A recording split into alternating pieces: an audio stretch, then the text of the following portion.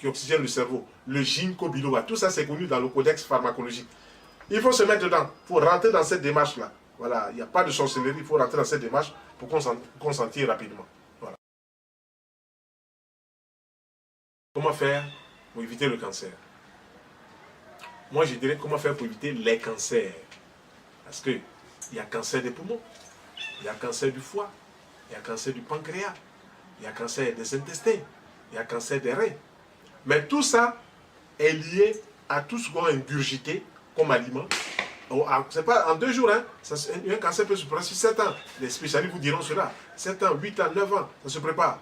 Et quand ça arrive, vous faites partie, comme dirait le petit de la rue Kabako. Voilà, ça devient très difficile. Donc, il y a des facteurs croisés. Il y a des facteurs psychosociaux, il y a des facteurs émotionnels, il y a des facteurs conditionnels, il y a des facteurs relationnels. Tout ça là, c'est ça là qui va faire le cancer. Dans ce qui nous a été donné de comprendre, on ne peut pas prendre le cancer comme ça, physiquement comme ça. Les spécialistes, vous dites, ils font comme ça, ils enlèvent, pareil, ils vont couper le sein, la mammectomie, c'est très bien. Ils vont enlever, c'est très bien. Mais il faut prendre le cancer dans sa globalité. Tous les facteurs là doivent être pris en compte. La personne là, vit-elle dans un milieu qui est sain pour elle, sur le plan mental? Oui, alors elle évitera un cancer lié aux mauvaises pensées.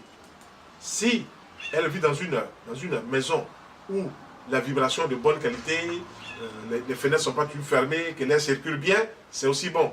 L'oxygène, là, les cellules du corps en ont besoin. Là où les cellules cancéreuses se réjouissent, c'est quand il n'y a pas d'oxygène. Le cancer, les cellules cancéreuses n'aiment pas là où il y a l'oxygène. C'est les cellules anaérobies, elles n'aiment pas là où il y a l'oxygène. Donc, premier traitement, apporter l'oxygène. Deuxième traitement, apporter l'oxygène avec des huiles essentielles. Dans l'oxygène, il faut apporter des huiles essentielles. Des huiles essentielles de thym atujanol. Notez ça, thym atujanol. C'est une huile essentielle qui fait du bien pour le cancer.